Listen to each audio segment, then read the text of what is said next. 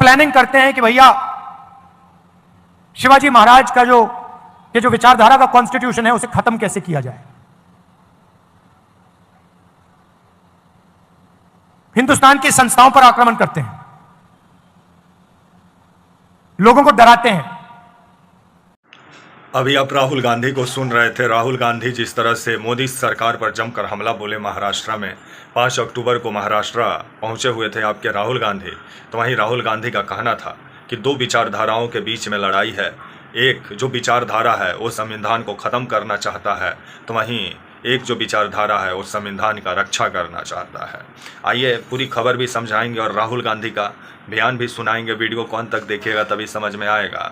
महाराष्ट्र में अभी विधानसभा चुनाव का तारीखों का ऐलान नहीं हुआ है, लेकिन उससे पहले मोदी जी भी 5 अक्टूबर को पहुंचे हुए थे आपका महाराष्ट्र का ठाणे, जहां से विभिन्न विकास परियोजनाओं का उद्घाटन किए। तो वहीं 5 अक्टूबर को राहुल गांधी भी महाराष्ट्र पहुंचे हुए थे कोल्हापुर, जहां से मोदी जी पर जमकर निशाना साधे राहुल गांधी। तो वहीं राहुल गांधी का कहना था कि भारतीय जनता पार्टी जो है वो संविधान को कुचलना चाहती है, संविधान को मिटाना चाहती है, इनसे हमें बच के रहना होगा। और 5 तारीख को मोदी जी राहुल गांधी पर हमला बोले महाराष्ट्र से ही ठाणे से कि कांग्रेस पार्टी को शहरी नक्सल का गिरोह चला रहा है। अब राहुल गांधी का बयान आया है कि हमें बच के रहना होगा और हमें समझना होगा कि संविधान विरोधी लोगों का हमें पहचान करना होगा, क्योंकि दो विचारधाराओं के बीच में लड़ाई है। एक जो संविधान को ख़त्म करना चाहते हैं और दूसरा जो संविधान का रक्षा करना चाहते हैं।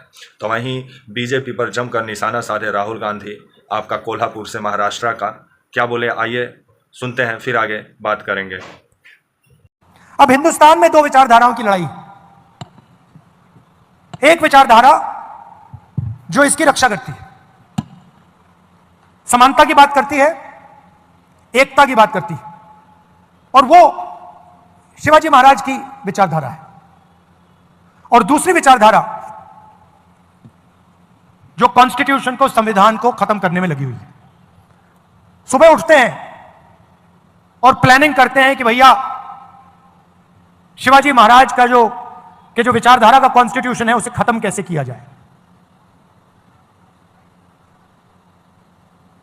हिंदुस्तान की संस्थाओं पर आक्रमण करते हैं, लोगों को डराते हैं, धमकाते हैं, और फिर जाकर शिवाजी महाराज की मूर्ति के सामने मत्था टेकते हैं। इसका कोई मतलब ही नहीं है। अगर आप शिवाजी महाराज की बात करो, अगर आप उनकी मूर्ति के सामने जाकर हाथ जोड़ो, तो फिर आपको इसकी रक्षा करनी ही चाहिए। आप देखिए, विचारधारा बहुत पुरानी है। इनके समय भी यही लड़ाई चल रही थी। जब इनका राज अभिषेक होना था, उसी विचारधारा ने राज्य अभिषेक नहीं होने दिया। यह कोई नई बात नहीं है। यह मत सोचिए कि भैया ये नई लड़ाई चल रही है, कॉन्स्टिट्यूशन की लड़ाई नहीं है। नहीं है, यह हजारों साल पुरानी लड़ाई है। और अभी आप राहुल गांधी को सुन रहे थे जो महाराष्ट्र का कोल्हापुर पहुंचे हुए थे, जहां वो छत्रपति शिवाजी महाराज से जुड़े हुए कार्यक्रम में भी शामिल हुए। तो वहीं जनता को भी संबोधित किए महाराष्ट्र में। तो वहीं मोदी जी पर जमकर निशाना भी साधे राहुल गांधी। और राहुल गांधी का कहना था कि जो भारतीय जनता पार्टी है वो संविधान विरोधी पार्टी है और संविधान को ख़त्म करना चाहती है भारतीय जनता पार्टी। इसे जिसको समझना होगा, और भारतीय जनता पार्टी संविधान विरोधी पार्टी है और कांग्रेस पार्टी जो है वो संविधान का रक्षक है और हमेशा कांग्रेस पार्टी संविधान का रक्षा करेगी, राहुल गांधी का कहना था। और राहुल गांधी जिस तरह से संविधान को एक बहुत बड़ा मुद्दा बनाए हुए हैं, क्योंकि बीजेपी के ही नेता कितने हैं कि बोले थे कि 400 आ जाएगा तो संविधान बदल दिया जाएगा, जिसके बाद से राहुल गांधी इस मुद्दे को हाथों हाथ लिए अब हर एक मंच से जिस तरह से मोदी जी पर निशाना साध रहे हैं और बीजेपी को बोलते हुए नज़र आ रहे हैं राहुल गांधी की जो भारतीय जनता पार्टी है वो संविधान विरोधी पार्टी, और अगर वो 400 पार आ जाता तो संविधान बदल देते। इन लोगों से हम लोगों को सावधान रहना होगा। और दो विचारधाराओं के बीच लड़ाई है, एक जो संविधान को ख़त्म करना चाहते हैं, एक जो संविधान को बचाना चाहते हैं। तो वहीं अभी महाराष्ट्र में विधानसभा चुनाव का तारीखों का ऐलान नहीं हुआ है, लेकिन उससे पहले मोदी जी और राहुल गांधी दोनों रैली और सभा करने में महाराष्ट्र में लगे हुए हैं।